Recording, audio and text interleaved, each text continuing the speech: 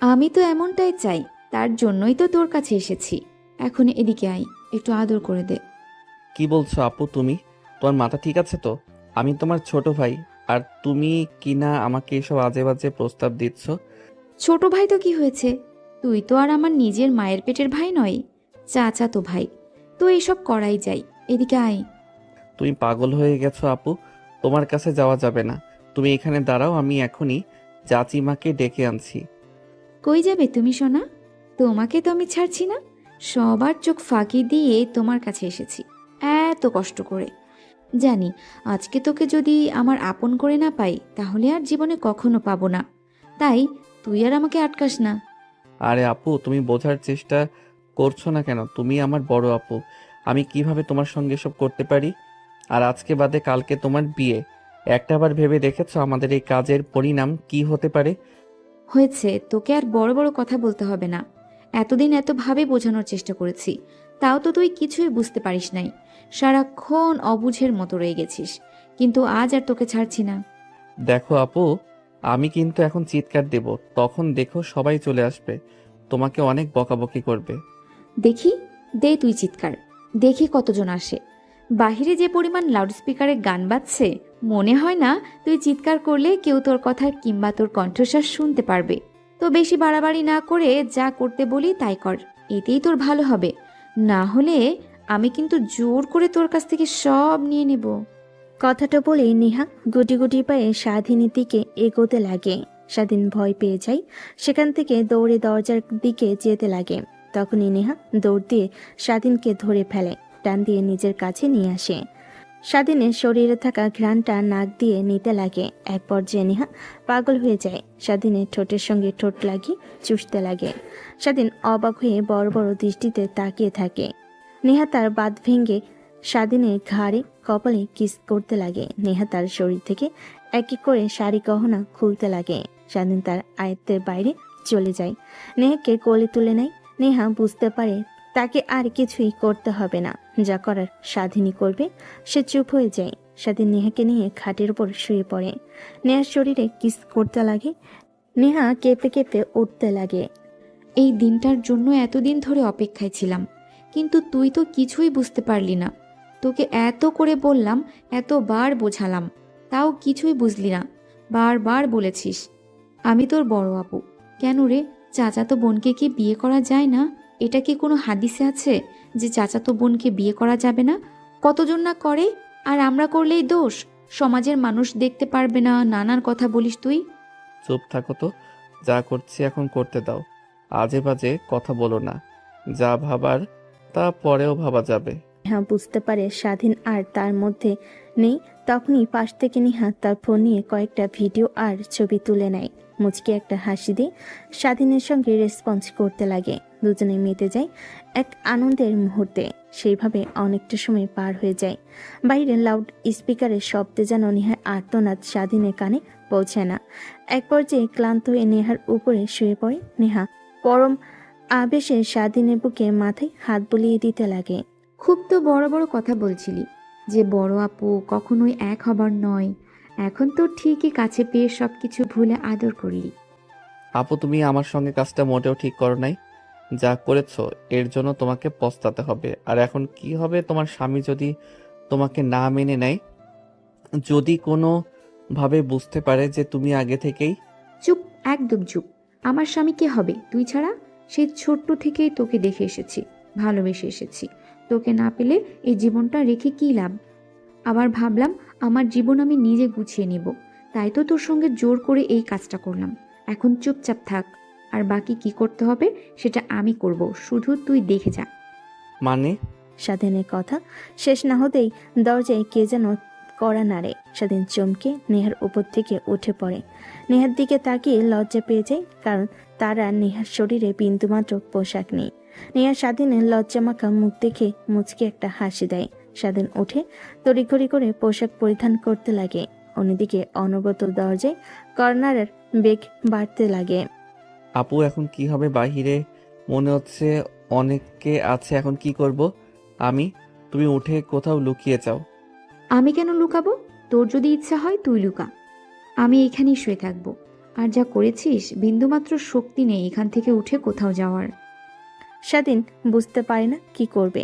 তার কান্না আসতে লাগে, দৌড়ে নেহার কাছে গিয়ে পা জড়িয়ে ধরে আর কান্না করতে লাগে আর বলতে লাগে, আপু প্লিজ তুমি কিছু একটা করো। আমার দেখে যা মনে হচ্ছে বাইরে অনেক মানুষ এসে দাঁড়িয়েছে, লাউড স্পিকারটা বন্ধ হয়ে আছে, মনে হয় তারা যে তুমি রুমে নেই এটা জেনে গিয়েছে, তাই তারা এখন আমার রুমে আসবে তোমাকে খোঁজার জন্য। প্লিজ কিছু একটা করো।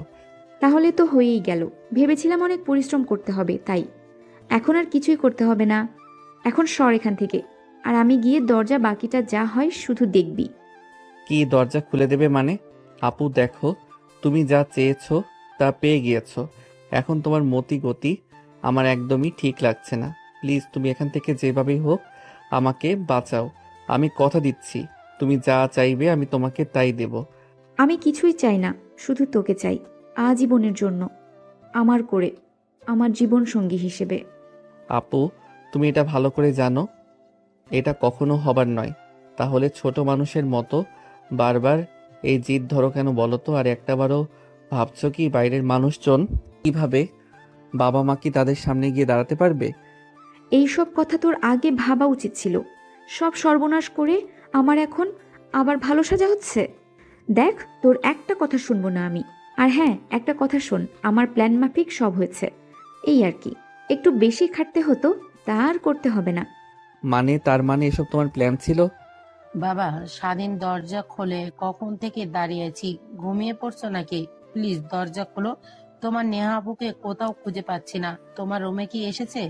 কি বলবি বল? তোর আদরের চাচিমা প্রশ্ন করেছে, এখন কি জবাব দিবি? জানি তোর মুখ দিয়ে কিছুই বের হবে না, যা করার আমাকে করতে হবে। এখন একটু আমাকে দাঁড় করিয়ে দে তো। যেভাবে আদর করেছিস ওঠার শক্তিটুকু নেই। আসলে আপু তুমি অনেক সুন্দর অভিনয় করতে পারো। তোমাকে কেন যে চাচা চাচি পড়াশোনা করালো, অ্যাক্টিং এর জগতে ঢুকিয়ে দিল না? এখন এত এখন এত কথা না বলে আমাকে দাঁড় করিয়ে দে আর জামা কাপড় পরিয়ে দে। নেহার কথা মতো স্বাধীন নেহাকে উঠে জামা কাপড় পরিধান করে দেয় আর হাসতে লাগে। এক পর্যায়ে হাসি থামিয়ে নেহার দুপা জড়িয়ে ধরে কান্না করতে করতে বলতে লাগে, আপু প্লিজ তুমি এভাবে সবার সামনে আমাকে ছোট করিও না। আমি মানুষের সামনে মুখ দেখাতে পারবো না, আর আমার সুন্দর একটা ক্যারিয়ার আছে। তুমি কি চাও তোমার কারণে আমার ক্যারিয়ারটা নষ্ট হয়ে যাক? এখন এসব বলে কোনো লাভ হবে না। তোকে তো আর কম বোঝাইনি, কম বলিনি। আমি তোকে ভালোবাসি, কিন্তু তুই তো আর আমার কোনো কথাই শুনলি না। এখন চুপচাপ যা হয় মুখ বুজে সহ্য করে নে। আর যদি মুখ খুলেছিস তাহলে এই দেখ ভিডিও আর পিক।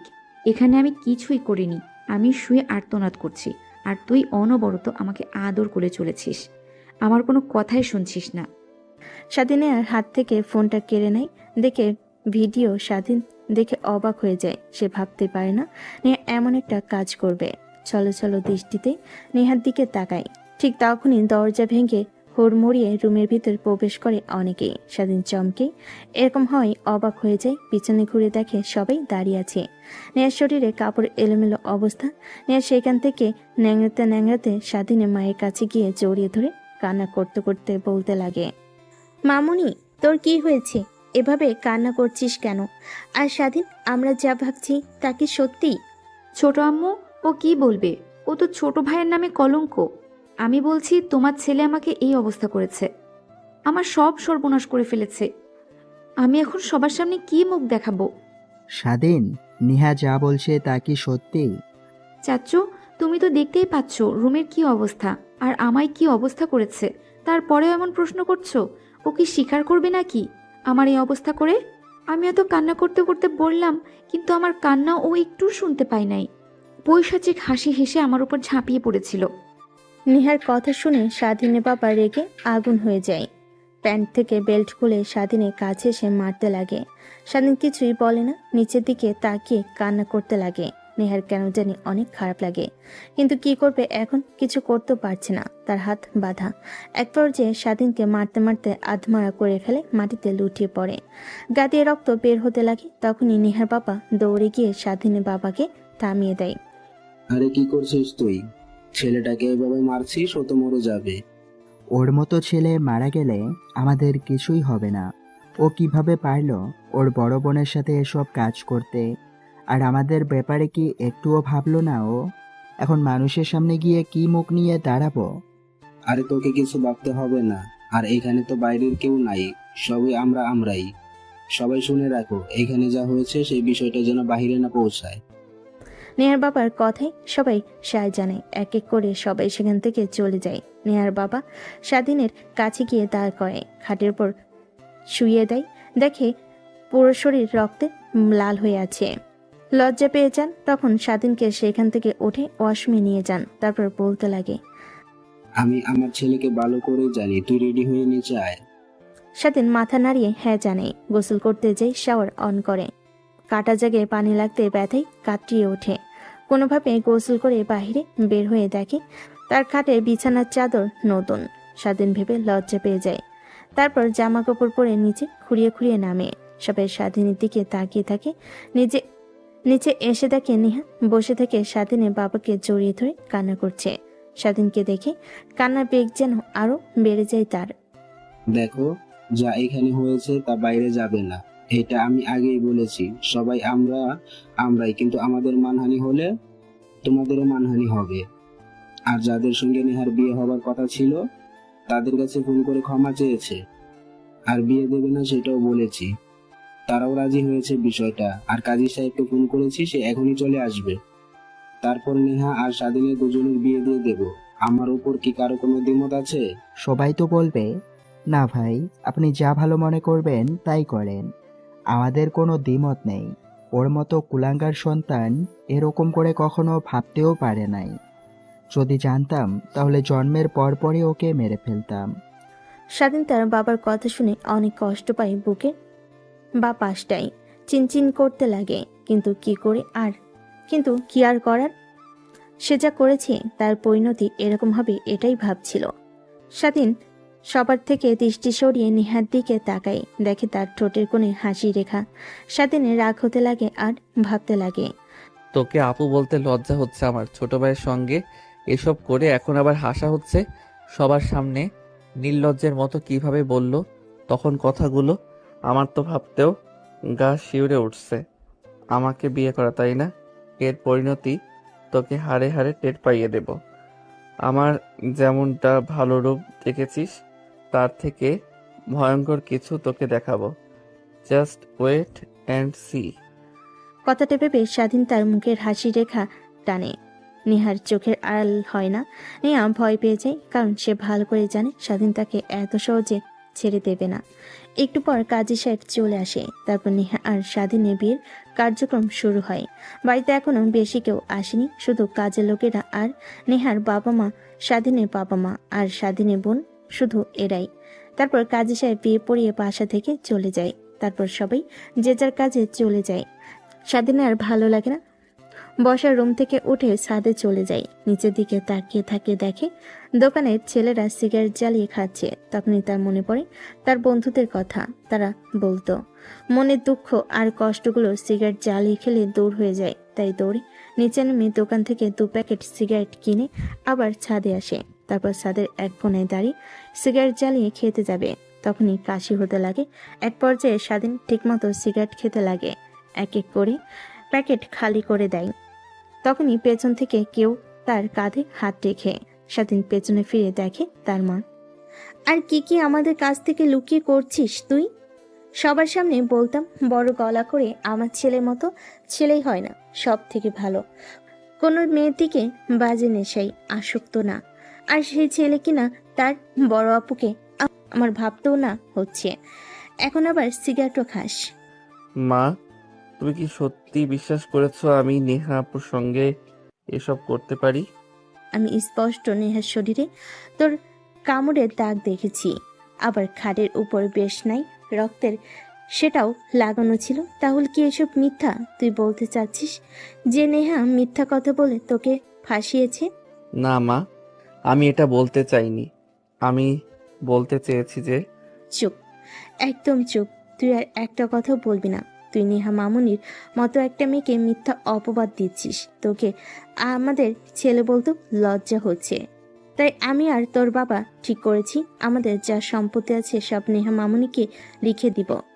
কারণ তুই কখনো নেহা মামুনিকে ভালোবাসবি না। আর মারধরও করতে পারিস, যেন তা না করিস তার জন্য।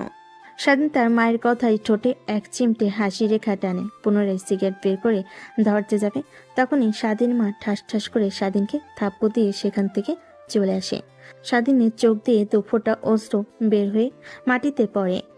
স্বাধীন তার হাতের উল্টো পিঠ দিয়ে চোখ মুছে ফেলে, পুনরায় সিগারেট জ্বালিয়ে খেতে লাগে আর ভাবতে লাগে। বাবার কাছ থেকে দূরে সরিয়েছিস, মার কাছ থেকে দূরে সরিয়ে দিলে, আবার সম্পত্তি থেকেও দূরে সরিয়ে দিলি। এই বাসা থেকে খুব দূরত্বেই চলে যেতে হবে, না হলে সবার অবহেলার শিকার হতে হবে।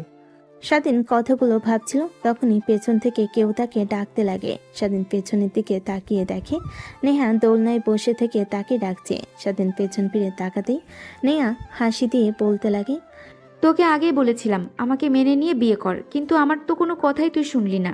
বড় আপু কখনো এসব হওয়ার নয়, সে তো বিয়েই করলি সবার সামনে নিচু হয়ে। এখন এদিকে আয়। ভালোই করেছিস তুই, তোকে আপু ভাবতেও লজ্জা হচ্ছে আমার।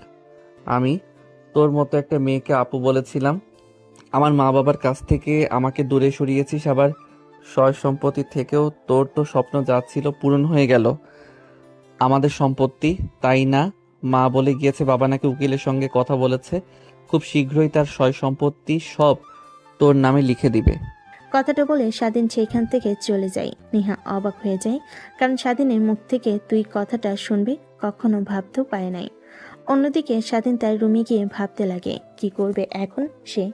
এই বাসাতে থাকলে তো তার অবহেলার শিকার হতে হবে, এর থেকে দূরে থাকলেই ভালো। কিন্তু তার কাছে তো অত টাকা নেই। সে বেলকনিতে চলে যায়, ফোন বের করে তার বন্ধুকে ফোন করে। আসলে সরি রে, আজকে যেতে পারলাম না। তোকে কথা দিচ্ছি আগামীকাল ঠিকমতো তোর বাসায় চলে আসবো। আজ কাজ থেকে আসতে পারিনি। রাগ তোর সরি, আমার এইদিকে জীবন নিয়ে টানাটানি, তুই তোর সরি লাগাচ্ছিস। কেন রে, তোর আবার কি হয়েছে? তোর চাচাতো বোনের বিয়ে, আনন্দ খুশি করবি, সেখানে আবার তোর জীবন নিয়ে টানাটানি মানে? আরে বলিস না, তোকে যে অনেকবার বলেছিলাম না যে নেহা আপু আমাকে ভালোবাসে। বারবার সে কথা বলে, কিন্তু আমি তো তোকে বোনের নজরে ছাড়া দেখি না, তাই। তারপর স্বাধীন তার বন্ধুকে শুরু থেকে শেষ পর্যন্ত বলে। স্বাধীনের বন্ধু স্বাধীনের কথা শুনে অবাক হয়ে যায়। তাহলে এখন তুই কি করবি? ভাবছি যে বাড়ি থেকে দূরে কোথাও চলে যাব, নিজের মতো করে বাঁচতে শিখবো। দেখ, তুই যে ভাবে বলি, এতে আঙ্কেল আন্টির কোনো ভুল, কারণ তাদের মাথার জায়গায় যে কেউ থাকলে একই চিন্তা মাথায় আসতো তাদের। এর থেকে আমি বলি কি সব ঠিক হয়ে যাবে। কিছুই ঠিক হবে না। আচ্ছা ফোন রাখি, রুমে কে যেন এসেছে। কথাটা বলে স্বাধীন পিছন ফিরতে দেখে নেহা দাঁড়িয়ে আছে। ব্যালকনিতে দাঁড়িয়ে কার সঙ্গে কথা বলছিলি? আমি রুমে আসার সাথে সাথেই ফোন কেটে দিলি আর বললি যে কে যেন এসেছে, ফোন কেটে দাও। কই, মানে কেউ না, এক ফ্রেন্ডের সঙ্গে কথা বলছিলাম। ফ্রেন্ডের সঙ্গে কথা বল আর যার সঙ্গে কথা বলিস, একটা কথা মাথায় রাখিস, তুই কিন্তু এখন বিবাহিত, কোনো মেয়েদের সঙ্গে রিলেশন রাখা যাবে না। আর যদি দেখি তাহলে ছোট বাবা আর ছোট মাকে সব বলে দেব, তখন দেখব তোকে কি অবস্থা করে তারা। স্বাধীনের নেহার কথা যেন কেমন লাগে, তাই বেলকনি থেকে রুমে আসতে যাবে, অমনি নেহা পিছন থেকে স্বাধীনের হাত চেপে ধরে। স্বাধীন পেছনে তাকিয়ে দেখে নেহা রাগী দৃষ্টিতে তাকিয়ে আছে। নেহা টান দিয়ে স্বাধীনকে তার কাছে টেনে নিয়ে আসে, গলায় একটা কিস করে নেহা বলে। কথাটা বলে স্বাধীন চলে আসতে যাবে, অমনি নেহা স্বাধীনকে পিছন থেকে জড়িয়ে ধরে, ঘাড়ে কিস করে পুনরায় বলতে লাগে, দেখ, যা হবার তা হয়েছে। আমি তো তোকে অনেকবার বোঝানোর চেষ্টা করেছি যে আমি তোকে খুব ভালোবাসি, বুঝিসনি। তাই আমার সামনে আর কোনো পথ খোলা ছিল না এই পথ ছাড়া, তাই এই কাজটা করতে বাধ্য হয়েছি। দেখ, আমরা চাইলেই এক হতে পারি, বিশ্বাস কর, তোকে অনেক অনেক ভালোবাসি, যা বলে কখনো বোঝাতে পারবো না। যতটা ভালো আপনি বাসেন তার থেকে বেশি ঘৃণা আমি করি। যতটুকু ভালোবাসা ছিল তাও ঘৃণায় পরিণত হয়েছে আপনার কারণে আপু। চুপ, একদম চুপ। এই মুহূর্তে আর একবার যদি আপু বলেছিস তাহলে তোর এই মুখ সেলাই করে দিব, এই আমি বলে দিলাম। লাগছে। কি শুরু করেছেন আপনি? হ্যাঁ, কিছু বলি না বলে যা ইচ্ছা তাই করবেন আমার লাইফ, আমি আমার মতো চলবো। আপনি আপনার মতো জোর করে বিয়ে করেছেন, তার মানে এই না যে স্বামীর অধিকার পাবেন না আমার কাছ থেকে। দেখো, যদি ভালোই না বাসো তাহলে আমাকে মেরে ফেলে দাও প্লিজ, এভাবে অবহেলা করিস না। জানিস তো তোর অবহেলা আমাকে কতটা ভেঙে দেয়। যখন কলেজে দেখতাম তুই অন্য মেয়ের সঙ্গে হেসে কথা বলছিস, তখন বুকটা ফেটে যেত। কিন্তু কিছু করতে পারতাম না, কারণ আমার তো সেই অধিকার ছিল না। বাট এখন তো আছে। নেহার কথা শুনে স্বাধীনের রাগ উঠে যায়। নিজেকে আর কন্ট্রোল করতে না পেরে নেহার গালে ঠাস ঠাস করে থাপ্পড় লাগিয়ে দেয়। নেহা অবাক হয়ে দুহাত দিয়ে গাল চেপে ধরে স্বাধীনের দিকে তাকিয়ে থাকে। কথাটা বলে নেহা চিৎকার করতে লাগে। তখনই সবাই রুমে চলে আসে। নেহা কান্না করতে লাগে। স্বাধীন হতভম্বর মতো নিচের দিকে তাকিয়ে থাকে। নেক্সট টাইম থেকে যদি আচমকাই আমাকে জড়িয়ে ধরা, হাত ধরা, কিস করা দেখছি, তাহলে তোর খবর আছে। বড় আপু বলে এতক্ষণ অনেক জ্বালা সহ্য করেছি, কিন্তু আর নয়। থাপ্পড় মারলি আমাকে, তাই না? ওয়েট, তোকে দেখাচ্ছি। নেহামা, কি হয়েছে? তোর এভাবে চিৎকার করছিস কেন? এই জানোয়ারের বাচ্চাটাকে তোকে মেরেছে? নেহা মাথা দিয়ে হ্যাঁ জানে। স্বাধীনের বাবা রেগে পাশ থেকে লাঠি নিয়ে স্বাধীনকে মারতে লাগে। স্বাধীন কিছুই বলে না। এক পর্যায়ে স্বাধীনের গা দিয়ে রক্ত বের হতে লাগে। নেহার বাবা স্বাধীনের বাবার কাছে গিয়ে স্বাধীনকে মারতে বারণ করে। আরে কি করছিস তুই? এইভাবে মারলে ছেলেটা তো মারা যাবে। এখন অন্তত স্যার, দেখ গা দিয়ে রক্ত বের হচ্ছে। এই জানোয়ারটার কত বড় সাহস! তাকে তো আমাদের মান সম্মান ধুলোয় মিশে দিয়েছে, এখন আবার নেহা মামনিকে ধরে মারছে। ভাইয়া, তুমি প্লিজ কিছু বলো না। একে না মারলে এ সোজা হবে না। অনেক হয়েছে, আর মারতে হবে না, যা আমি বুঝিয়ে বলছি। তারপর রুম থেকে এক এক করে সবাই বের হয়ে যায়। নেহার বাবা স্বাধীনের কাছে এসে ওকে উঠিয়ে সোফায় বসিয়ে ফার্স্ট এড বক্স বের করে স্যাবলন নিয়ে কাটা স্থানে লাগিয়ে দিতে দিতে পাশে নেহা দাঁড়িয়ে তাকে দেখতে থাকে। নেহারও কেমন জানি খারাপ লাগে। নেহার বাবা স্বাধীনকে স্যাবলন লাগাতে লাগে আর বলতে লাগে, দেখ বাবা, তুই ভুল করেছিস। তুই তো জানিস ছোট অনেক রাগী, ওর রাগ উঠে গেলে আমাকেও ছেড়ে দেয় না। সেইখানে তো তুই ছেলে মাত্র। বলি কি বাবা, দেখ, সবকিছু মেনে নিয়ে তোরা সুখে শান্তিতে সংসার কর, এই কামনাই করি। কথা বলতে লাগে আর স্যাবলন দিয়ে পরিষ্কার করতে লাগে।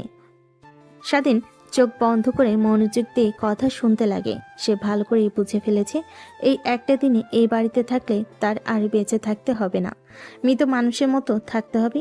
নেহার বাবা বের হয়ে যেতে গিয়েও রুমে এসে নেহার গালে ঠাস ঠাস করে থাপ্পড় লাগিয়ে দেয়। নেহা অবাক হয়ে তার বাবার দিকে তাকিয়ে থাকে। স্বাধীন সেই দিকে তাকায়। নেহার বাবা বলে, তুই কাজটা একদমই ঠিক করিস নাই। ছোট ভাইয়ের সঙ্গে এইভাবে নোংরামি কাজটা, ছি! আমার ভাবতেও অবাক লাগছে। তুই আমার মেয়ে বলে এখনো আমি কাউকে বলি নাই। আর হ্যাঁ, আমি দরজার বাইরে থেকে কান পেতে সবকিছু শুনছিলাম। ভেতরে কি কথা উপকথন হয়েছিল, কিন্তু আমি কাউকে বলিনি, কারণ সেটা না হয় আমি আর না বললাম। আর এখন শোন, স্বাধীনকে না রাগিয়ে ভালো যেহেতু বাসিস, তাহলে একসঙ্গে থাক। কথাটা বলে নেহার বাবা নেহাকে রাগ দেখিয়ে রুম থেকে বের হয়ে যায়। নেহা দরজা লাগিয়ে খাটে এসে শুয়ে থেকে ভাবতে লাগে। বাবা তো ঠিকই বলেছে, যেহেতু আমি ভালোবাসি, তার হাজার অবহেলা, হাজারটা ভুল আমাকে মাথা পেতে মেনে নিতে হবে। সামান্য থাপ্পড় মারায় চিৎকার দিয়ে সবাইকে একত্র করে মার খাওয়ালে সেটা কখনো ভালোবাসা হয় না। ধ্যাত, আমার এখন নিজের কাছে নিজেরই খারাপ লাগছে।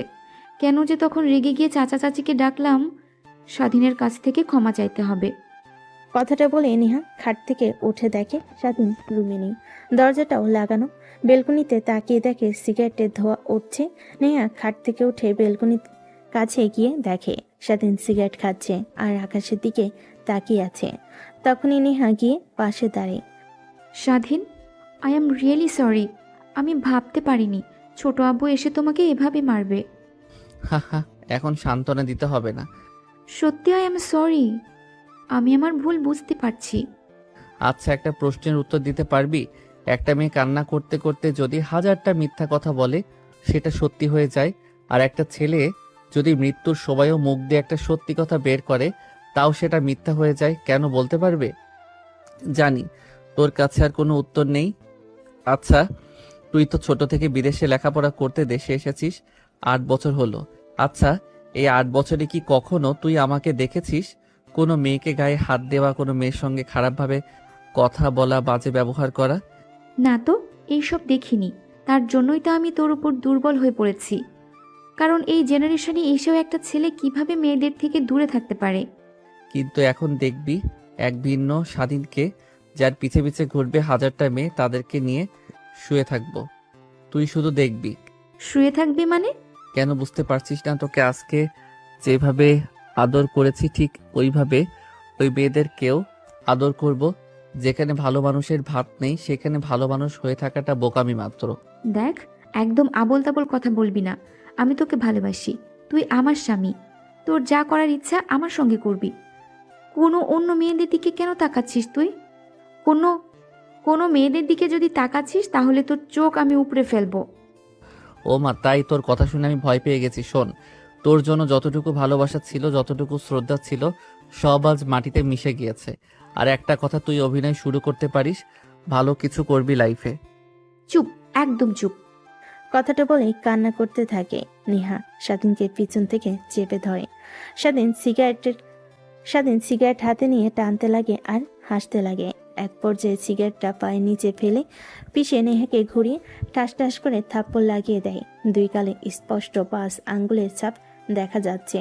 যত রাগ ছিল সব রাগ যেন পড়ে নেহার উপরে মিটিয়েছে।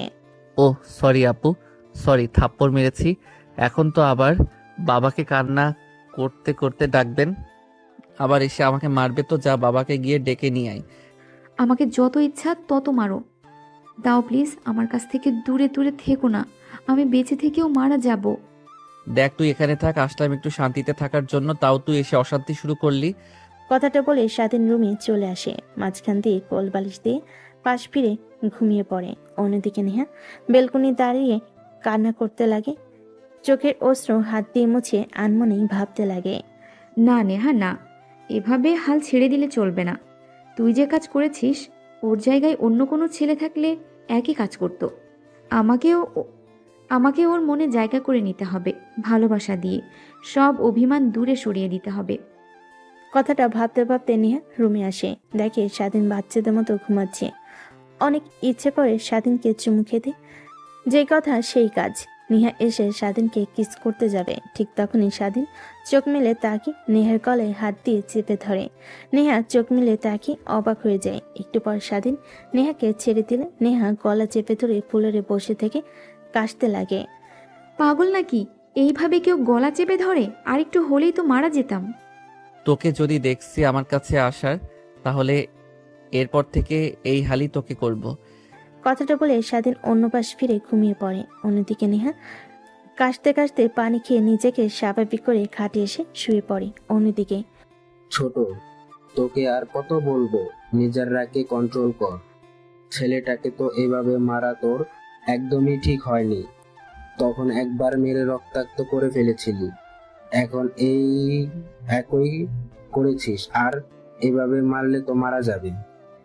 মারা যাক, ওর মতো ছেলে থাকার থেকে না থাকাই ভালো। যে ছেলে কিনা নিজের চাচাতো বোনকে ধর্ষণ করতে পারে, তাকে আর কি করব। ছোট, তুই কিন্তু ভাই, আপনি স্বাধীন হয়ে কোনো কথা বললেন না। ও দেখছেন কতটা চেঞ্জ হয়ে গিয়েছে। আজকে আমি দেখি সাদা সিগারেট খাচ্ছে, আরও আমাদের চোখের আড়ালে কি কি করে আল্লাহ ভালো জানে। কি সত্যি? হ্যাঁ, সত্যি নাই তো কি। আমি তো দেখে অবাক হয়ে গিয়েছিলাম, কিন্তু স্বাধীনের চোখে কোনো ভয় দেখতে পাইনি আমি। তাই আমি আর আপনার ছোট ভাই সিদ্ধান্ত নিয়েছি, আমাদের যা সম্পত্তি আছে সব নেহা মামুনিকে লিখে দিব। তখন দেখবেন ঠিক সম্পত্তির লোভে নেহা মামুনিকে ভালোবাসতে শুরু করবে। কি বলেন ভাবি? এসব স্বাধীনের বাবা যদি জানতে পারে তাহলে তো অনেক কষ্ট পাবে। তার মা বাবা কি নাম, তার বড় ভাইয়ের মেয়েকে সবকিছু লিখে দিচ্ছে। কষ্ট পাক আর যাই হোক, ভাবি, আমি যেহেতু একবার সিদ্ধান্ত নিয়েছি, তাহলে তাই করব। আপনাদের কথা আমি শুনছি না। কথাটা বলেই স্বাধীনের বাবা মা সেখান থেকে উঠে তাদের রুমে চলে যায়। নেহা বাবা চিন্তিত হয়ে মাথায় হাত দিয়ে সেখানেই বসে থাকে। তোমার আবার কি হলো? রুমে চলো, অনেক রাত হয়ে গিয়েছে, ঘুমাবে। চোখে ঘুম আসছে না একটু? তোমার মেয়ের শুধু কথা ভাবছি আমি। মানে? নেহার বাবা নেহার মাকে সব কথা খুলে বলে। নেহার মা অনেকটা অবাক হয়ে যায়, কি করবে বুঝতে পারে না। চিন্তিত হয়ে নেহার বাবাকে বলে, তাহলে এখন কি করবে? সব কথা ছোট ভাইকে জানানো উচিত, কারণ স্বাধীনকে এভাবে অবহেলা করলে ছেলেটা কখন কি করে ফেলে। না, কিছু বলা যাবে না। তখন আমাদের মেয়ের সম্মান নষ্ট হবে। ছোট ভাইয়ের সামনে কি মুখ নিয়ে দাঁড়াবো আমি, বলো? আবার যদি জানতে পারে যে যার জন্য তার নিজের ছেলেকে অবহেলা করেছে সেই মেয়েটাই আসল দোষী, তখন তারা নিজেরাই নিজেদের মধ্যে ভেঙে পড়বে। তুমি একদমই ঠিক বলেছো। নেহার মা আর বাবা দুজনেই কথা বলে অনেকক্ষণ। একটু পর তারা তাদের রুমে চলে যায়। অন্যদিকে নেহাও ঘুমিয়ে পড়ে। পরের দিন সকালবেলা স্বাধীনের ঘুম ভেঙে যায়। পানির ছিটা লাগায়, দেখে নেহা ড্রেসিং টেবিলের আয়নার সামনে দাঁড়িয়ে চুলগুলো হেয়ার ড্রাই করছে। স্বাধীন বেশ কিছুক্ষণ নেহার দিকে তাকিয়ে থাকে। নিজের চোখ সরিয়ে স্বাধীন উঠে ওয়াশরুমে চলে যায়। গোসল করে বাইরে এসে দেখে নেহা তার ব্রা হুকটা পিছন থেকে লাগাতে পারছে না। স্বাধীন সেই দিকে তাকিয়ে তার ওয়ার্ড্রোব থেকে পোশাক বের করে পরিধান করতে থাকে। ঠিক তখনই নেহা সামনের দিকে তাকিয়ে বলে, দেখলে মুখটা লাগাতে পারছি না, লাগিয়ে দিলেই তো পারো। এইভাবে দেখিও না, দেখার ভান ধরার মানে কি? স্বাধীন চুপ থেকে কাজ করতে লাগে। নেহার কাছে এসে বলতে লাগে, কি হলো, কথা কানে যাচ্ছে না নাকি? সে কখন থেকে বলছি মুখটা লাগিয়ে দিতে, দেখেও না দেখার ভান করে আছো, শুনেও না শোনার মতো হয়ে আছো। কে তুই হ্যাঁ যে তোর কথা মতো শুনবো আমি? শর্ত এখানে থেকে মাথা খাস না। কথাটা বলে স্বাধীন নেহাকে ধাক্কা দেয়। খাটের উপর পড়ে যায়। তাল সামলাতে না পেরে নেহা খাটের এক কোণায় লেগে মাথা ফেটে রক্ত বের হতে লাগে। সেদিকে স্বাধীনে কোনো তাল না দিয়ে ড্রেসিং টেবিলের সামনে দাঁড়িয়ে পোশাক ঠিক করতে লাগে। চুলগুলো স্টাইলিশ করতে লাগে। চোখ থেকে চশমা খুলে রেখে ব্যাগটা কাঁধে নিয়ে বের হয়ে যায়। নেহা অবাক হয়ে স্বাধীনের দিকে তাকিয়ে থাকে। অন্যদিকে নেহার বাবা মা স্বাধীনের বাবা মা নিচে রুমে বসে কফি খাচ্ছিল। এমন সময় স্বাধীন কাঁধে ব্যাগ নিয়ে বের হতে সেদিকে নজর যায়। স্বাধীনকে পরিবর্তন হতে দেখে সবাই অবাক হয়ে যায়। সবার চোখে যেন সানা পড়ে। যে ছেলে কিনা কলেজে যেত চশমা চোখে, চুলগুলো একদিকে করে, সাদা শার্ট কালো প্যান্ট করে, সেই ছেলে কিনা আজকে পুরো ভিন্ন। চোখে কালো চশমা, চুলগুলো স্টাইল করা, গলায় স্বর্ণের chain, shirt stylish, pant stylish পায়ে স্নিকার্স। এসব দেখে যেন অবাক হয়ে যায়। তখনই পিছন থেকে তড়িঘড়ি করে নেহা নিচে নামে। নেহার মা আর স্বাধীন মা দুজনেই দৌড়ে গিয়ে নেহার কপাল চেপে ধরে। মা, কি হয়েছে তোমাদের? এভাবে কপাল চেপে ধরলে কেন? ছাড়ো, কলেজের জন্য লেট হয়ে যাচ্ছে। কপাল চেপে ধরেছি কি, আর সাথে কপাল ফেটে রক্ত বের হচ্ছে। সেদিকে কোনো হেলদোল নেই। কই দেখি রক্ত বের হচ্ছে। কথাটা বলে নেহা কপালে হাত দিয়ে দেখে রক্ত বের হচ্ছে। তখনই স্বাধীনের বাবা দৌড়ে আসে। মামনি ঠিক আছো তুমি? কপাল ফেটে রক্ত বের হচ্ছে আর সেই দিকে তোমার কোনো হেলদোল নেই? তার মানে স্বাধীন আবার তোমাকে মেরেছে? না ছোট আব্বু, মনে হয় ওয়াশরুম থেকে বের হবার সময় শাওয়ারের সঙ্গে লেগে কেটে গেছে। আচ্ছা 5 মিনিট তুমি এখানে দাঁড়াও, আমি শ্যাভলন নিয়ে আছি, ব্যান্ডেজ করতে হবে, নাহলে ইনফেকশন হতে পারে। কথাটা শুনে স্বাধীন মুচকি একটা হাসি দেয় আর মনে মনে ভাবতে লাগে, নিজের ছেলেকে মেরে রক্তাক্ত করে ফেলে আসার সেইখানে কিনা অন্যের মেয়ের মাথায় একটু কাটা দেখে স্যাবলন করতে হবে না, হলে ইনফেকশন হতে পারে। কি আজব দুনিয়া। কথাটা ভেবে হাসতে হাসতে বাহিরে বের হয়। গাড়ি না নিয়ে গ্যারেজ থেকে হুন্ডা বের করে দেখে ময়লা লেগে আছে। তারপর কাজের ছেলেকে ডাক দিয়ে পরিষ্কার করতে বলে। পরিষ্কার করা শেষ হলে স্বাধীন মোটরসাইকেল নিয়ে কলেজে চলে যায়। কলেজের গেট দিয়ে ফুল স্পিডে মোটরসাইকেলে কলেজে প্রবেশ করে। সবাই অবাক হয়ে তাকিয়ে থাকে। স্বাধীন নামতেই সবাই যেন আরো অবাক হয়ে যায়। পার্কিং লটে গাড়ি রেখে স্বাধীন আসতে যাবে, অমনি তার বন্ধুরা সামনে এসে দাঁড়ান। কিরে ভাই, তুই ঠিক আছিস তো? নাকি নাকি তুই অন্য কেউ? আমার তো মনে হয় না তুই স্বাধীন। মনে না হলে অন্য কিছু নাম রেখে দে, সমস্যা নেই। বাট এত পরিবর্তন, বিষয়টা কেমন যেন লাগছে না? কারণ কি? কোনো কারণই নেই, শুধু দেখে যা। এতদিন আমার শান্ত চেহারাটা দেখেছিস, এখন দেখবি এক অন্য স্বাধীনকে। বুঝতে পেরেছি, ভাবির সঙ্গে সমস্যা হয়েছে, তার জন্য এত স্টাইলিশ হয়ে আসা, যেন তোকে দেখে আরো অনেক মেয়ের লোক দেয়। এটা দেখে যেন ভাবি রেগে ফায়ার হতে থাকে। হোয়ার ইজ ভাবি? ওইটা জাস্ট মিস্টেক, আর আমি তাকে বউ হিসেবে মানি না। আর শোন একটা কথা, আমার আর নেহার যে বিয়ে হয়েছে এটা যেন কলেজের কেউ জানতে না পারে। যদি জানতে পারে তাহলে তোর খবর আছে। বুঝতে পেরেছি, এখন আর এত অভিনয় না করে চল ক্লাসরুমে যাই, এমনিতে অনেক দেরি হয়ে গেছে। আচ্ছা চল। তারপর স্বাধীন আর স্বাধীনের বন্ধু দুজনে তাদের ক্লাসের রুমের দিকে যেতে লাগে। রাস্তায় সবাই মেয়েরা স্বাধীনের দিকে ট্যাপ ট্যাপ করে তাকিয়ে থাকে। সবাই যেন এক ভিন্ন স্বাধীনকে দেখছে। অধিকাংশ মেয়ে এসে স্বাধীনের সঙ্গে কথা বলতে লাগে। স্বাধীন তাদের সঙ্গে মিষ্টি করে কথা বলতে লাগে। স্বাধীনের বন্ধু পাশ থেকে অবাক হয়ে যায়। এক পর্যায়ে ক্লাসরুমে গিয়ে বসে পড়ে। তখনই স্বাধীনের পাশে একটা মেয়ে এসে বসে পড়ে। স্বাধীন কিছুই বলে না। অন্যান্য দিন যদি মেয়ে এসে বসতো, স্বাধীন উঠে তখনই মেয়েটি স্বাধীনের দিকে হাত বাড়িয়ে দেয়। তার hello, my name is Faria. আমার নাম স্বাধীন। বলতে হবে না, পুরো কলেজের সবাই তোমার নাম জানে এবং তোমাকে চেনে। ও আচ্ছা তাই। স্বাধীন মেয়েটার সঙ্গে কথা বলতে লাগে। পাশে থাকা তার বন্ধু তাকিয়ে শুধু দেখে চলেছে। একটু পর ক্লাসরুমে স্যার চলে আসছে। স্যার ক্লাস করাচ্ছে, ওইদিকে স্বাধীন কোনো মনোযোগ নেই। ফোন বের করে কানে হেডফোন দিয়ে ফোন দেখছে। স্যার এটা দেখে রেগে যায়। স্বাধীনের কাছে আসে। এই ছেলে, তুমি কে?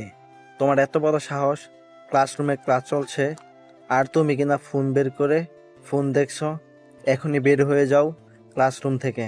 স্যার কথা শুনে স্বাধীন মুখ তুলে তাকায়। স্যার স্বাধীনকে দেখতে পেয়ে অবাক হয়ে যায়। মানে তুমি হঠাৎ স্বাধীন, তোমরা যেন পরিবর্তন। ক্লাসরুমে বসে থেকে মোবাইল দেখছো, পড়ায় মনোযোগ দাও, না হলে ক্লাসরুম থেকে বের হয়ে যাও। আমি ক্লাসরুমে বসে থাকবো আর মোবাইল দেখবো, দেখি আপনি আমার কি ক্ষতি করতে পারেন, তাই? স্বাধীনের কথা শুনে স্যার অবাক হয়ে যায়। সে ক্লাস না করে ক্লাসরুম থেকে বাইরে চলে যায়। সবাই উঠে স্বাধীনকে নিয়ে কথা বলতে লাগে। স্বাধীনের আর কিছু ভালো লাগে না, তাই ক্লাসরুম থেকে বের হয়ে কলেজের পাশে লেকের পাড়ে গিয়ে বসে থাকে। তখনই সেই ক্লাসের মেয়েটা স্বাধীনের পাশে বসে। কি হয়েছে তোমার? তোমার এত পরিবর্তন? আগে তো এমন ছিলে না। স্যারদের কথা মতো চলতে, স্যারেরা কিছু বললে তার উত্তর দিতে না। আর এখন কি না তুমি, বাট এখন কিন্তু তোমাকে আরো ভালো হ্যান্ডসাম লাগছে। তাই নাকি? হ্যাঁ, সত্যি অনেক সুন্দর লাগছে। মানে তোমাকে একটা কথা বলবো, অনেকদিন হলো বলা হচ্ছে না। আমি তোমাকে ভালোবাসি। কি? কথাটা বলেই মেয়েটা চোখ বন্ধ করে ফেলে। স্বাধীনের ঠোঁটে পৈশাচিক হাসি হেসে মেয়েটাকে তার কাছে টেনে নিয়ে আসে। অন্যদিকে একজন নজর যে স্বাধীনের দিকে ছিল, সেই দিকে তার কোনো হেলদোল নেই। আমিও ভালোবাসতে পারি, আমার কিছু শর্ত আছে, যদি শর্ত মানতে পারো তাহলেই। বলো বলো, আমি তোমার 1000টা শর্তেও রাজি আছি। 1000টা নয়, শুধু একটাই শর্ত, আমি যখন তোমাকে ডাকবো তখন আমার কাছে আসতে হবে এবং আমার সঙ্গে শুতে হবে। আই মিন রুম ডেট কিংবা লিভিং রিলেশনশিপ, যাই বলো। স্বাধীনের কথা শুনে মেয়েটা স্বাধীনকে ছেড়ে দিয়ে দাঁড়িয়ে পড়ে। স্বাধীনকে ভালোভাবে পর্যবেক্ষণ করতে লাগে। সমস্যা নেই, আমার শর্তে রাজি না হও তুমি তোমার পথ দেখতে পারো, আমি অন্য কাউকে বেছে নেব। আমি রাজি, কিন্তু হট করে যদি পেটে বেবি চলে আসে তখন কি হবে? সেটা আমার উপর ছেড়ে দাও, তোমাকে এই নিয়ে ভাবতে হবে না। মেয়েটার সম্মতি শুনে স্বাধীন মেয়েটার হাত ধরে টান মারে। মেয়েটা এসে স্বাধীনের উপর পড়ে যায়। স্বাধীন মেয়েটাকে ধরে কিস করতে যাবে, তখনই পিছন থেকে নেহার ভারী গলার শব্দ পায়। স্বাধীন, কি হচ্ছে এসব? কি হচ্ছে দেখতে পারছেন না? দেখি ও না দেখার ভান ধরে আছেন। সরেন তো এখান থেকে, আমরা একান্ত সময় পার করব আর আপনি এসে ব্যাঘাত ঘটাচ্ছেন। ব্যাঘাত মানে? কলেজে কি তুই একাই আবাসিক হোটেল বানিয়ে ফেলবি নাকি? ও আচ্ছা, আপু ভালো একটা কথা বলেছেন, আবাসিক হোটেল। চলো যাই, আমরা আবাসিক হোটেলে যাই। এখানে কেউ আবার দেখে ফেলবে, তখন সমস্যা হতে পারে। তুমি যেখানে নিয়ে যাও, আমার এতে কোনো দ্বিমত নেই। আবাসিক হোটেলে যাবি মানে? আর এই যে এই মেয়ে, তোমার কি লজ্জা শরম কিছুই নাই? একটা ছেলেকে নিয়ে আবাসিক হোটেলে যাবে, সেটা আবার বড় গলা করে বলছো আমার সামনে? কে তুমি যে তোমার সামনে বলা যাবে না? আর জান, এটা কে? সরাতো, চলো। হ্যাঁ চলো, কোথাকার কোন পাগলি এসেছে। কথাটা বলে স্বাধীন মেয়েটাকে জড়িয়ে ধরে হাঁটতে লাগে। নেহার রাগে বাঁধ ভেঙে যায়। স্বাধীনের কাছ থেকে মেয়েটাকে সরিয়ে স্বাধীনকে থাপ্পড় দিতে যাবে, এর আগে স্বাধীন নেহার হাত ধরে ফেলে। অনেক অন্যায় সহ্য করেছি, কিন্তু আর নয়। কি পেয়েছেন আপনি? আমার জীবনটাকে তো নষ্ট করে ফেলেছেন, এখন আবার এসেছেন মায়া দেখানোর জন্য। লাগবে না, চলে যান, আমি আমার মতো সব গুছিয়ে নেব। আর নেক্সট টাইম থেকে যদি আমার কোনো বিষয় হস্তক্ষেপ করতে দেখি তাহলে আপনার খবর আছে। বড় আপুর জন্য শুধু এইটুকুই বললাম, নেক্সট টাইম থেকে কিছু বলবো না। দেখো, আমি তো সরি বলছি, আমি তোকে ভালোবাসি। তোকে পাওয়ার জন্য একটাই মাধ্যম ছিল আমার কাছে, তাই আমি এই কাজটা করেছি। প্লিজ আমাকে ক্ষমা করে দে। ক্ষমা? তাও আবার আপনাকে? প্রশ্নই আসে না। এখন সরেন তো, অনেক মুড হচ্ছে। আমি তো আছি না, আমি তোর। বাকিটা কথা শেষ করতে না দি স্বাধীন নেহার মুখ চেপে ধরে নেহার কানে কাছে মুখ নিয়ে গিয়ে পিষপিষে বলে, যা বলতে গিয়েছিল ওইখানে স্টক, আর কথা যেন ফেরে না হয়। কথাটা বলে স্বাধীন সেইখান থেকে মেয়েটাকে নিয়ে চলে যায়। স্বাধীনের অনেক খারাপ লাগে, কিন্তু নেহাকে কষ্ট পেতে দেখে অনেক ভালো লাগে। সে বুঝতে পারে নেহাকে এইভাবে সাহায্য করতে হবে। একটু পর গাড়িটা একটা আবাসিক হোটেলের সামনে দাঁড় করে দেখতে পাই পিছন থেকে নেহার গাড়িও আসছে। স্বাধীন পৈশাচিক হাসি হেসে মেয়েটাকে কোলে করে কাউন্টার থেকে একটা রুমে চাবি নিয়ে চলে যায়। নেহা এটা দেখে নিজেকে আর কন্ট্রোল করতে না পেরে কান্না করতে লাগে। কান্না করতে করতে বাসায় চলে যায়। অন্যদিকে স্বাধীন রুমের দরজা খুলে ভিতর ঢুকে দরজা লাগিয়ে দেয়। মেয়েটাকে খাটে ফেলে দেয় স্বাধীন। বেলকনিতে গিয়ে সিগারেট ধরে। স্বাধীন সিগারেট খাচ্ছিল আর বাইরের দিকে তাকিয়েছিল। মেয়েটা অনেকক্ষণ হলো স্বাধীনকে আসতে না দেখে উঠে বেলকনিতে গিয়ে স্বাধীনের পাশে দাঁড়ায়। স্বাধীন সিগারেট খাচ্ছিল। মেয়েটা স্বাধীনের হাত থেকে সিগারেট কেড়ে নিয়ে খেতে লাগে। উফ জান, তুমি এখানে? আমার তো অনেক মুড হচ্ছে, চলো না। তোমাকে অনেক কাছে পেতে ইচ্ছে করছে। অনেক দিনের শখ আজ পূর্ণ হতে চলেছে আমার। তাই বুঝি? হ্যাঁ, আর কতদিন পর আমাকে তুমি বিয়ে করবে, তোমার পরিবারের সামনে নিয়ে দাঁড় করাবে? মেয়েটার কথা শুনে স্বাধীন হাসতে লাগে। মেয়েটা অবাক হয়ে যায়। হাসতে হাসতে রাগী দৃষ্টিতে মেয়েটার দিকে তাকায়। মেয়েটা অবাক হয়ে যায়। স্বাধীন দিকে মেয়েটার গলা চেপে ধরে খাটে নিয়ে গিয়ে ফেলে দেয়। মেয়েটা অনবরত কাশতে লাগে। এক পর্যায়ে স্বাধীন ছেড়ে দিয়ে বলতে লাগে, বিয়ে, তাও আবার তোদের মতো পতিতা মেয়েদেরকে? হাসালি তুই। তোকে তো পরীক্ষা করছিলাম। কচি মেয়ে, বিয়ের আগে তার শরীর দিতে পারে সেই মেয়ে, আর কি কি পারে তার না বললাম। কিন্তু তুমি তো বলেছো তোমার সঙ্গে না রুম ডেট করলে তুমি আমাকে গার্লফ্রেন্ড হিসাবে মেনে নেবে না। ওইটা তো শুধুমাত্র তোকে পরীক্ষা করার ওই মাত্র। আর শোন, আমার কথাটা বলতে গিয়েও স্বাধীন বলতে পারে না। মেয়েটাকে ছেড়ে দেয়। স্বাধীনের কাছ থেকে ছাড়া পেয়ে মেয়েটা কাশতে লাগে। পাশ থেকে ব্যাগ আর ওড়না নিয়ে ভালোভাবে নিজেকে জড়িয়ে নেয়। স্বাধীন সোফায় বসে আরেকটা সিগারেট বের করে খেতে লাগে। তখনই আবার মেয়েটাকে উদ্দেশ্য করে বলতে লাগে, শোন, আমাদের মধ্যে যা হয়েছে তা যেন বাহিরে না পৌঁছায়। আর বিশেষ করে যদি নেহা তোকে কিছু বলে, তখন বলবি যে আমি তোকে রুম ডেট করে ছেড়ে দিয়েছি। আরো বলবি আমার এক মেয়েকে পছন্দ হয় না, 1000টা মেয়ে লাগে। বুঝতে পারছিস আমার কথা? বুঝতে পারছি, আমাকে যেতে দাও। যেতে তো তোকে দেবই, কিন্তু কোনোভাবে যদি নেহা বুঝতে পারে তোর সঙ্গে আমি কিছুই করিনি, তাহলে ওই দিনই হবে তোর শেষ দিন। স্বাধীনের কথা শুনে মেয়েটা ভয় পেয়ে যায়। ভয়ে কাঁপতে লাগে। এক পর্যায়ে স্বাধীন সিগারেটটা পায়ের নিচে ফেলে পিছে শার্ট পরে হোটেল থেকে বের হয়ে যায়। পিছু পিছু মেয়েটা ভয়ে কাঁপছে। শুধুমাত্র পাশে থাকা অনেকেই এটা দেখে হাসছে, কিন্তু কেউ কিছু বলার সাহস পাচ্ছে না।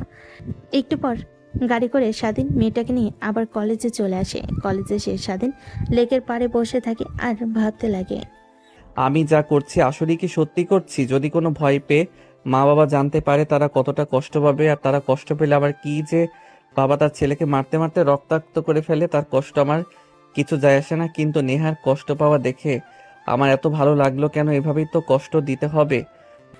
স্বাধীন কথাগুলো ভাবছিল। তখনই স্বাধীনের পাশে তার বন্ধু এসে বসে। স্বাধীনের কাঁধে হাত রাখে। দেখ, তুই যা শুরু করেছিস তার ফল একদমই ভালো হবে না। আমি বুঝতে পারছি নেহা আপু ভুল করেছে, কিন্তু তার দিক থেকে দেখলে সে ঠিক করেছে। কারণ তোকে পাবার একমাত্র শেষ রাস্তায় ছিল এভাবে তোকে বিয়ে করার। আমি বলি কি, তুই নেহা আপুকে নিয়ে সুখে থাক।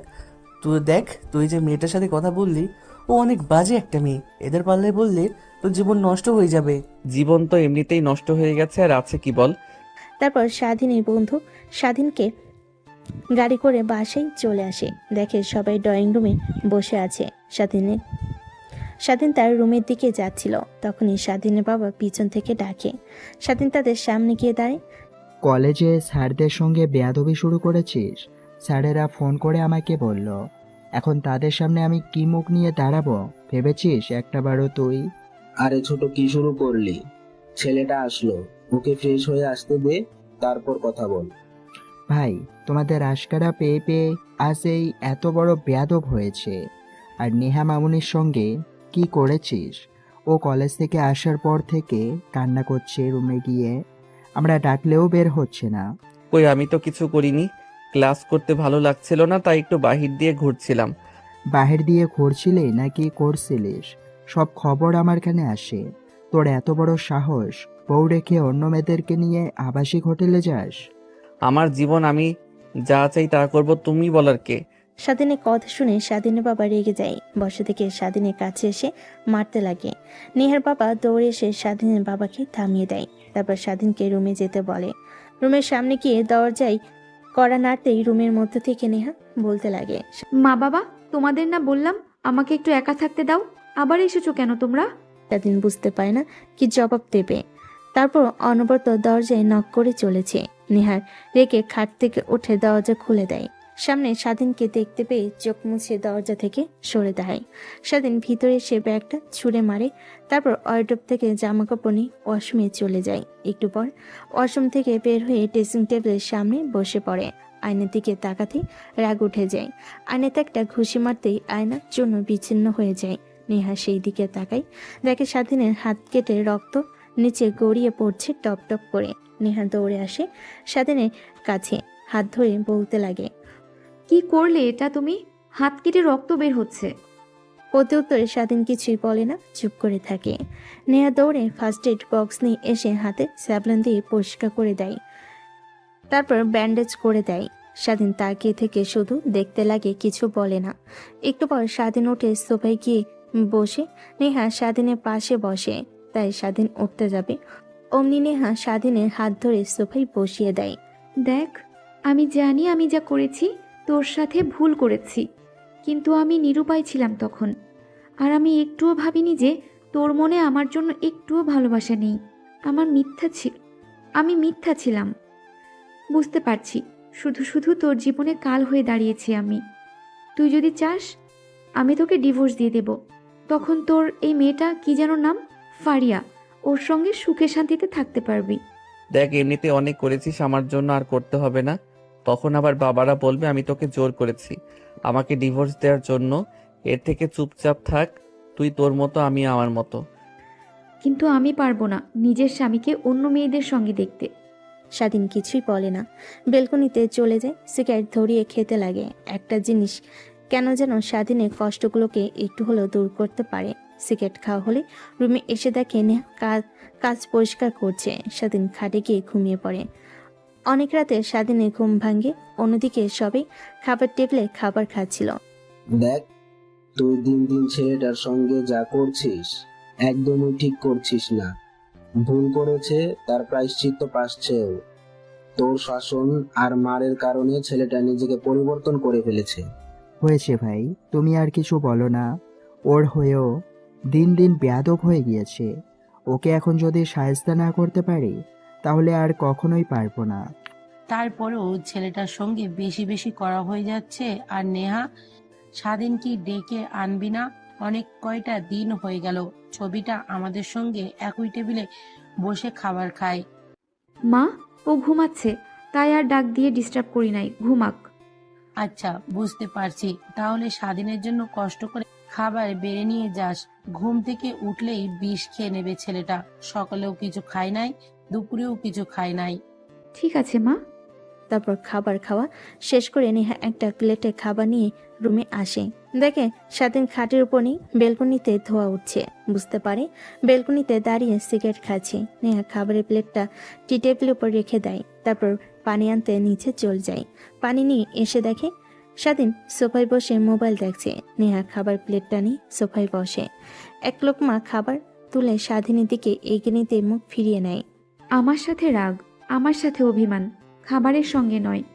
না খেয়ে খেয়ে নিজের কি বেহাল দশা করে ফেলেছ। দেখো, তুমি যা চেয়েছো তাই হবে। তারপরও প্লিজ এভাবে না খেয়ে সবার সঙ্গে কথা না বলে এভাবে থেকো না প্লিজ। তুমি যদি চাও আমি এই বাড়ি থেকে আবার দূরে কোথাও চলে যাব। তা কিছুই করতে হবে না, আমাকে দেন, আমি নিজেই খেয়ে নিতে পারবো। তোমার তো হাত কাটা, ব্যান্ডেজ করানো, তুমি কিভাবে খাবে? আচ্ছা ওয়েট, আমি চামচ এনে দিচ্ছি। কথাটা বলে নেহা খাবারের প্লেট পাশে রেখে দৌড়ে নিচে চলে যায়। তারপর কিচেন থেকে চামচ নিয়ে রুমে আসে। স্বাধীনকে দিতে স্বাধীন চামচ ধরতে গিয়েও ফেলে দেয়, ঠিকমতো ধরতে পারে না। নেহা এটা দেখে কি করবে খাবার লোকমা করে স্বাধীনের দিকে এগিয়ে দেয়। স্বাধীন আর কিছু না ভেবে খেতে লাগে আর ফোন দেখতে লাগে। তখনই একটা অজানা নাম্বার থেকে ফোন আসে স্বাধীনের কাছে। রিসিভ করে কানের পাশে ধরতেই ওপাশ থেকে বলতে লাগে, ছোট লোকের বাচ্চা, তোর এত বড় সাহস আমাকে বড় বড় কথা বলিস? তুই চিনিস না আমি কে, আমার ভাইকে তুই তাও জানিস না। তুই একটাবার কালকে কলেজে আয়, তারপর তোকে দেখাচ্ছি। কে তুমি আর তোর ভাইকে? আমি মারিয়া। আর তুই ইঁদুরের গর্তে লুকালেও আমার ভাই টেনে বের করে তোকে মেরে ছাড়বে। আর আমার ভাইকে জানিস, এই শহরের নামকরা মাফিয়া ইমরান শিকদার। ও তুই? আর কি বললি? ইমরান শিকদার? আচ্ছা ওয়েট, ফোনটা রাখ, আমি তোর ভাই নাকি যেন তোকে ফোন করছি, তার কাছ থেকে আমার পরিচয় জেনে নিস। কথাটা বলে স্বাধীন ফোন কেটে দেয়। পাশ থেকে নিহা সব শুনতে পায় কিন্তু কিছু বলে না। স্বাধীন একটা নাম্বার বের করে ফোন করে, তখনই ওই পাশ থেকে সালাম দেয়। আসসালামু আলাইকুম ভাই, এতদিন পর হঠাৎ আমার কথা মনে পড়লো? আরে না, এমনিতেই। এখন আর এইসব নিয়ে কাজ করে না, ভালো হয়ে গেছি, তার কারণে এতদিন দরকার পড়ে না। আর ফোন করেছে একটা কারণে, তো কি ছোট বোন আছে যার নাম ফারিয়া? হ্যাঁ ভাই, আছে তো। তুই হয়তো তোর ছোট বোনের পাশেই বসে আছিস, তুই তাকে বল আমি কে, আমার নাম বল স্বাধীন, তাই বুঝতে পারবে। সময় পেলে তো বোনের কাছ থেকে ক্ষমা চেয়ে নেব, এটাও বল। কিন্তু ভাই কেন? আর আমার বোন কি করেছে? সেটা না হয় তোর বোনের কাছ থেকে শোন, তাহলেই শুনতে পারবি। কথাটা বলে স্বাধীন ফোন রেখে দেয়। কল কেটে ইমরান শিকদার মেয়েটাকে প্রশ্ন করলে সব সত্যি বলে দেয়। ইমরান শিকদার শুনে রেগে যায়, তার বোনের গালে থাপ্পড় লাগিয়ে দেয় আর বলে, দেখো, যা হবার তা হয়ে গেছে। ও তোর শরীরের টাচ করেনি, তুই বেঁচে গিয়েছিস। আর স্বাধীনকে জানিস, এই শহরের নাম করা একমাত্র ছেলে। তার চাচা তার বাবার কোম্পানির বিশাল। আর আগে আমাদের সাথে একই সঙ্গে কাজ করত। আমাদের ভাই ছিল, ছোট হয়েও আমরা তাকে লিডার মানতাম, কিন্তু সময়ে ভালো হয়ে যাওয়ায় কিন্তু আমরা পারি নাই। ভালো হবে, তুই যা হয়েছে সব ভুলে যা। আর যদি পারিস, এখন যে বেয়াদবি করেছিস তার জন্য ক্ষমা চেয়ে নিস। কি বলছো ভাইয়া? তোমার ভয় পুরো শহর কাঁপে, আর তুমি কিনা একটা সামান্য ছেলেকে দেখে ভয় পাচ্ছো? তোমার বোনকে অপমান করেছে, তার প্রতিশোধ তুমি নেবে না? তুই কি চাস তোর প্রতিশোধ নিতে গিয়ে তুই তোর ভাই হারাস? এর থেকে ভালো হবে চুপ হয়ে থাক। যা হবার তা হয়েছে, একটা কালো অধ্যায় ভেবে চুপ হয়ে যা। কথাটা বলে ইমরান শিকদার সেখান থেকে উঠে যায়। মেয়েটা ভাবতে লাগে স্বাধীনের বিষয়ে মেয়েটার গাও শিউরে ওঠে। অন্যদিকে নেহা পাশ থেকে স্বাধীনের সব কথোপকথন শুনতে পায়, মনে মনে খুশি হয়। নিমিষে খুশি আমেজ তার মুখ থেকে চলে যায়। তারপর স্বাধীনকে খাইয়ে দেওয়া শেষ হলে স্বাধীনকে পানি খাইয়ে মুখ মুছে দিয়ে উঠে যেতে যাবে, তখনই নেহার ওড়না দিয়ে স্বাধীন মুখ মুছে নেয়। নেহা দেখে অনেকটা অবাক হয়, কিন্তু স্বাধীনকে কিছু বুঝতে দেয় না। তারপর প্লেট গ্লাস কিচেন রুমে রেখে সে রুমের মধ্যে চলে আসে। দেখে স্বাধীন বেলকুনিতে দাঁড়িয়ে আছে। নেহার অনেক ইচ্ছে করছে স্বাধীনের পাশে গিয়ে দাঁড়াতে, যে ইচ্ছে সেই কাজ। স্বাধীনের পাশে গিয়ে দাঁড়ায়, স্বাধীনের হাতে হাত রেখে স্বাধীন দেখে মুচকি একটা হেসে কোনো কিছু না বলে চাঁদের দিকে তাকিয়ে থাকে। আর কত ক্ষমা চাইলে আমাকে ক্ষমা করে দিবে? আমি ভুল করেছি, বারবার বলছি তো। তোমার যত ইচ্ছা আমাকে শাস্তি দাও, তারপরেও প্লিজ আমাকে ছেড়ে দূরে চলে যেও না। নেহার প্রতি উত্তরে স্বাধীন কিছুই বলে না, চুপ করে দাঁড়িয়ে থাকে। নেহা বুঝতে পারে আর কিছু হবা নয়। নেহা চলে আসতে যাবে, অমনি স্বাধীন নেহার হাত পিছন থেকে জড়িয়ে ধরে। অবাক হয়ে যায় নেহা, সামলাতে না পেরে স্বাধীনের উপরে গিয়ে পড়ে যায়। স্বাধীন নেহাকে শক্ত করে জড়িয়ে ধরে। নেহার মুখের উপর থেকে চুল সরিয়ে দিয়ে কপালে চুমু দেয়। নেহা কেঁপে ওঠে। স্বাধীন নেহাকে আরো কাছে নিয়ে এসে গভীর স্পর্শ দিতে লাগে। আই এম সরি, এতদিন অবহেলা করে দূরে সরিয়ে রাখার জন্য। এতদিন আমি এক ভুল মোষের মধ্যে ছিলাম, যা কেটে গিয়েছে। মানে হলো চেয়েছিলাম তোমাকে কষ্ট পেতে দেখতে, কিন্তু তোমাকে কষ্ট পেতে গিয়ে আমি নিজেই যে কষ্ট পাবো তা কখনো ভাবতেও পারিনি। আর সরি, সব আগের বাধা বিষয় বলে গিয়ে চল নতুন করে দুজনে বাঁচি। সত্যি? সত্যি সত্যি সত্যি, এক সত্যি, দুই সত্যি, তিন সত্যি। এই চাঁদকে সাক্ষী রেখে বলছি, আর কখনোই তোমার এই হাত ছাড়বো না, মৃত্যুর আগ পর্যন্ত। কথাটা বলে স্বাধীন নেহাকে কাছে টেনে নিয়ে এসে জড়িয়ে ধরে। সমাপ্ত হয় ভালোবাসার আরো একটি অধ্যায়, যে ভালোবাসা কখনো শেষ হবার নয়।